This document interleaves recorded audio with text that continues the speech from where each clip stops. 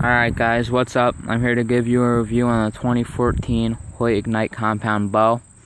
It's a great bow for its price point at $400 for a ready to shoot package, which is going to include a 4-arrow fused quiver, a 3-pin fused fiber optic sight, also with a yellow stabilizer on the bottom. I'm not sure the technical term for that.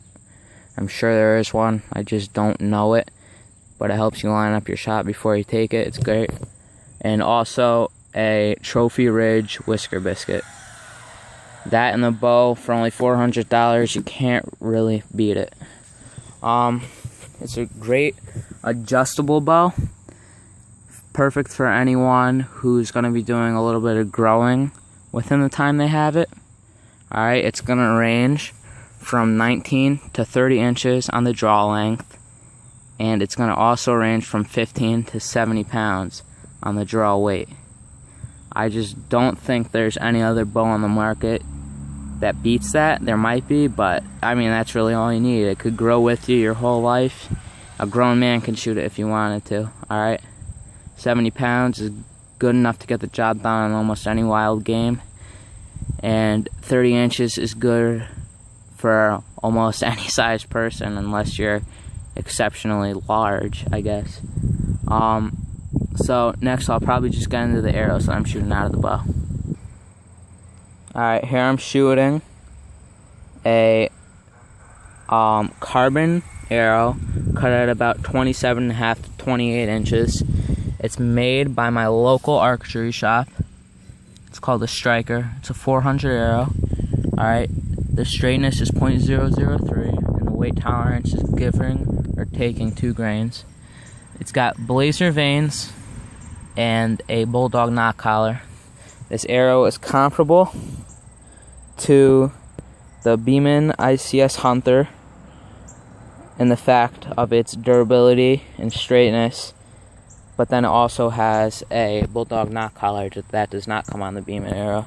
It's a very good arrow that shoots well out of the bow, and any arrow that you're shooting will shoot just as good. Alright, so now I'll just give you some pros and cons on the bow, besides the fact that it's extremely adjustable and that it's a very affordable bow.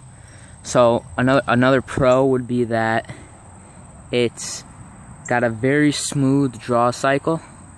Alright, it just comes right back. There's no real herky-jerky motion you need to have with it to get it back, as long as you're shooting an appropriate draw weight. I mean, I can't stress the fact enough that it's affordable, even though I said I wouldn't mention it. That's a really big deal to a lot of people. An expensive bow is not going to make you shoot any better. Those are all the pros for it. It's a great bow. Some of the cons is that it does not have a very solid back wall. You have about 1 inch to 1.5 inches of wiggle room that you got there. And it's a little bit heavy, but I mean, it's not really going to make that big of a difference. It feels heavy in your hands, feels sturdy, it feels like you got something there. Not saying you can't fling 15 arrows without a problem, but around the 25 to 30 arrow mark, you might get a little bit tired. But when you're out there in the field hunting, it's only going to be one shot, so I wouldn't even say that makes that big of a difference. Alright, so it's also a very quiet bow. That would be another pro for sure. As you can see, I have split limb savers made by Hoyt, and an S-coil stabilizer, which takes away vibration and it dampens the sound a little. You don't even need these on this bow, I'm telling you that right now. I just happen to take away some of the hand shock, which is a little bit prevalent in this bow, but it's always been a quiet bow without this. So I'll just show you some shooting so that you can get a feel for how quiet this bow shoots, and I'll also show you the back wall and how it's not exactly rock solid, even though that really shouldn't be an issue because you're coming to an anchor point every time, which should be the same, but I'll show you the wiggle room you have anyways.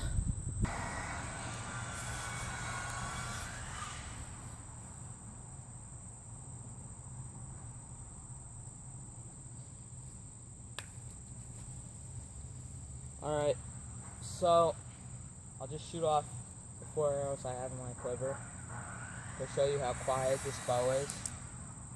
You won't even be able to hear it, probably. I mean, you'll hear something, but it's probably the arrow hitting the target. It's such a quiet bow, can't even stress it enough. So here's showing the back wall. You get it to here, you still got that much to play with. But when I come to an anchor point, that's it. That's all there is. So I'm just going to shoot. Dead silent. I'll shoot another one so you can see the smooth draw cycle.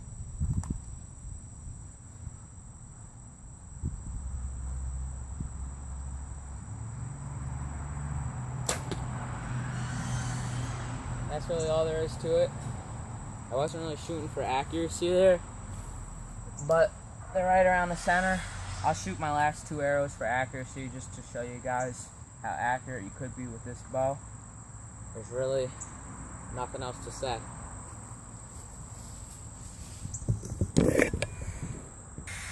Alright guys, so I'm just going to set up about 20 yards downrange so you can see the accuracy of it. Those were the 2 I shot earlier. And so you'll just see my last 2 arrows going to the target and see how accurate this bow is. I'm not saying I'm a professional shooter, but this should be somewhere in the realm of those 2. So I'll see you in a little.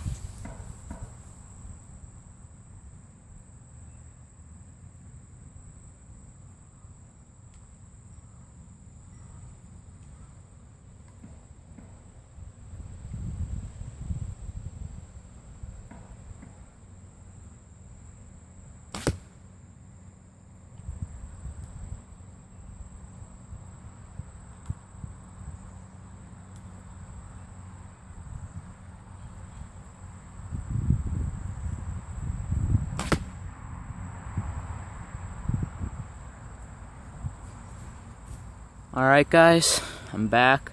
As you can see, my bow's shooting a little bit to the left. I was holding it right down the center, but it still did a good job. Let me zoom you back out here. Still did a good job of hitting the spot. I mean, it's mostly just the sight not being properly tuned that it's shooting to the left. It's a great bow, and I'm just gonna check in with you one last time after this. Alright guys, so here I am on some final thoughts on the bow. Like I said, it's extremely affordable. Great for anyone with a tight budget like me, or anyone that's going to be growing within the years that they have it. It's extremely quiet. It's got a smooth draw cycle. And although its back wall isn't that solid, I would definitely say the pros of this bow outweigh the cons. Alright, there's really nothing left for me to do here. This bow, it's great. It shoots well for me. I'm sure it'll shoot well for you too. Alright, this is CT Bow Hunter checking out, and happy hunting.